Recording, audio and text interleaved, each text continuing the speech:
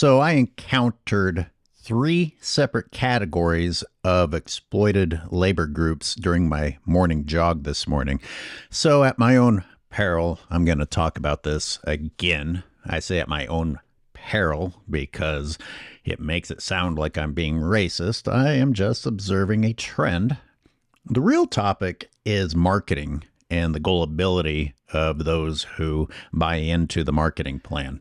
Now, if I had jogged past a ranch, a slaughterhouse, or gone to a fast food joint, I would have encountered three more categories of the exploited labor group. This morning, I passed goat herder, leaf blowers, and at the end, arborists.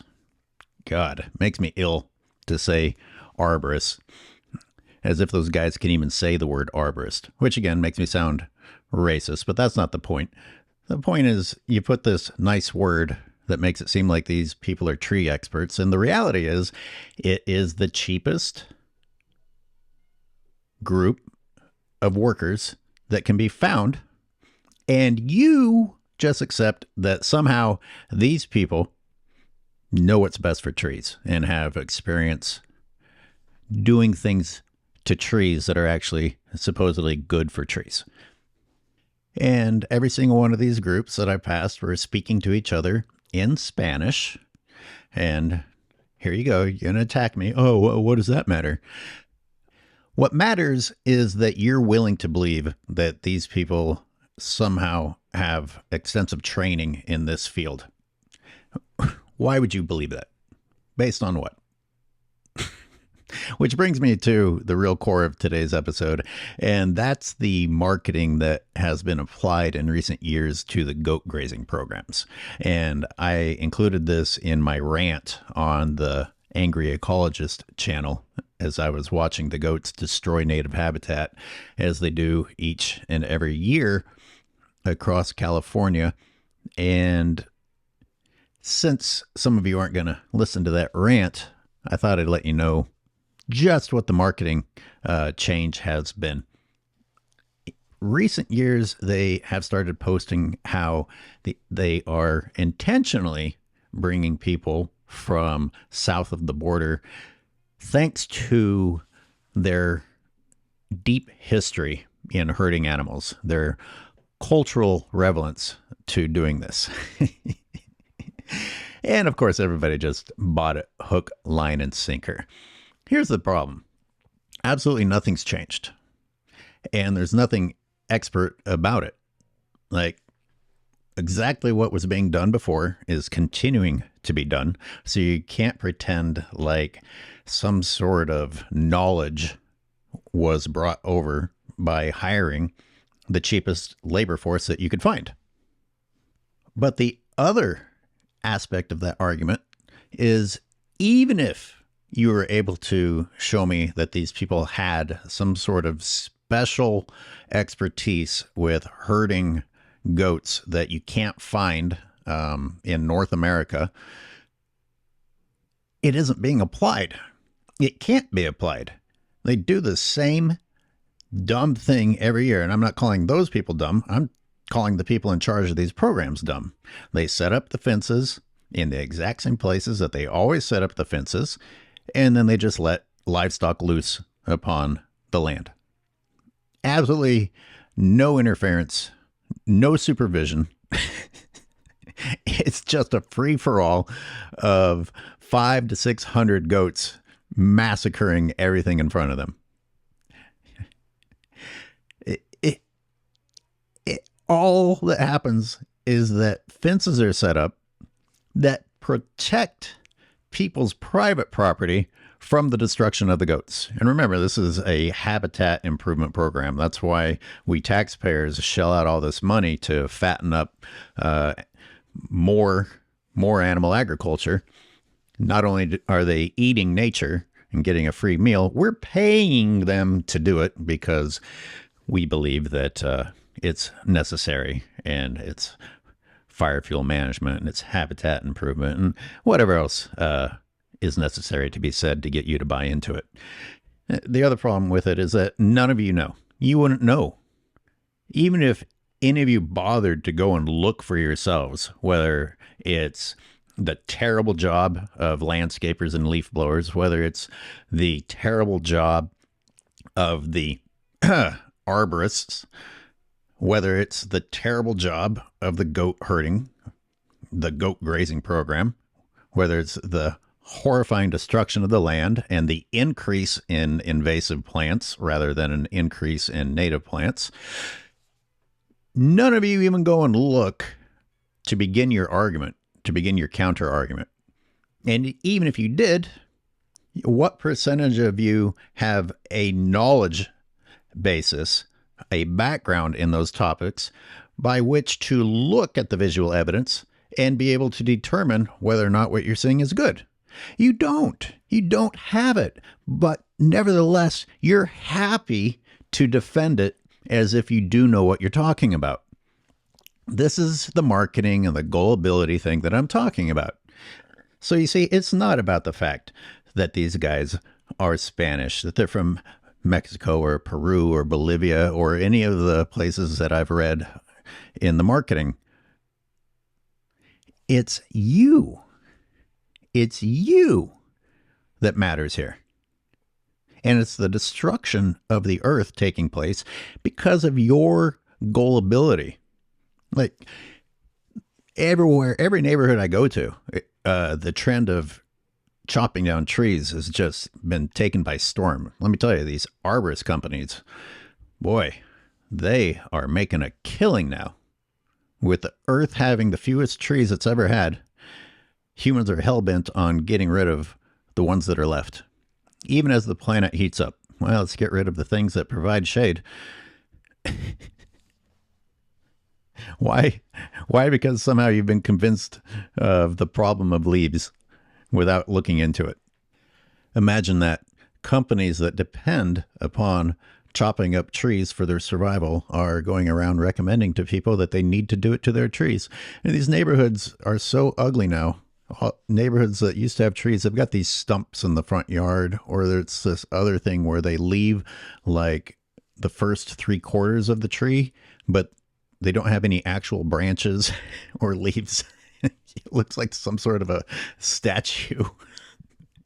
It's just this tall, dead thing. And this is what people think is good. Oh, at least it's not making those damned leaves anymore, or cleaning the air, or providing shade or habitat. Damned trees. I got to go back and talk about the fences really quick before moving on, because I'm sure, people are desperate to make excuses. You probably said something along the lines of, well, maybe the expertise is in where they set the fences up. Yeah, nice try. Here are the only places that fences don't go up. Private property, streets, parks, recreational parks. There's certainly vegetation in there, but they don't let the goats at that. Nope, just nature and open space. So no, don't use the setting up the fences in an expert manner. All they do is basically, the only restrictions with fencing is basically keep the goats away from things that we actually care about. Let me provide a couple of highlights of the goat grazing program alone, just in regard to the expertise of the people that are herding the goats. And anyone who thinks it's offensive that I call them goat herders, I read the sign. The employers are calling them goat herders, so you can get mad at them. I'm just referring to the label that was provided. So the guard dogs that they say are important don't do anything except for to try to come play with me and my dog. The goat herder himself can't be found. Asleep inside the trailer, under a tree somewhere. And this is 6 years of me documenting this. I'm not picking on one case. It's a consistent trend. The fact that they fence them into the exact same place every year, and no one's there to try and dissuade the goats from eating this or eating that. Nope. How about all the animals that get left behind, left for dead? Yeah, that's tight supervision. But forget the herders. What about the ecologists? What about the biologists, the botanists, the open space authorities, all these desk position holders that supposedly know what they're doing? Never once, not once. And I mean, not once. I've at least caught a glimpse of a goat herder here and there. Not once has one of the supervisors, someone higher up, been there. And not a single paper has been written. No one even writes down from year to year the changes, whether or not there's progress. I think this is one of the strongest arguments against the goat grazing, because people come at me being like, well, where are your studies? I'm like, where are their studies? You're happy to accept what they have to say without them providing any evidence, and you're paying them. I'm just trying to get people to wake up. And my footage, 6 years of documenting this, every single place that I film it, is the same trend. Things are getting worse. So I do have evidence. But even if I didn't, why don't people want evidence from the people who say they know what they're doing? Why do you suddenly have faith? On one hand, people will argue that politicians and the people in charge are idiots. They're happy to say, oh my God, these people are idiots. They have no idea what they're doing. How do these people get these jobs? As soon as something like this is presented, you're like, oh, I'm sure they know what they're doing. Of course. Of course they know what they're doing. Did they bring their expertise of working in a fast food restaurant? Did they bring their expertise of working in a slaughterhouse? Did they bring their expertise of running a leaf blower? Right? I mean, stop pretending that this is cultural. Stop it. Culture, another word that's just being used out of control. And people immediately get sensitive. They're like, oh, we're talking about culture. I'd better embrace this. It's marketing. What these jobs have in common isn't culture. It's that the jobs suck. These are shit jobs. So people who are in a desperate situation are the ones that you can exploit to fill those positions.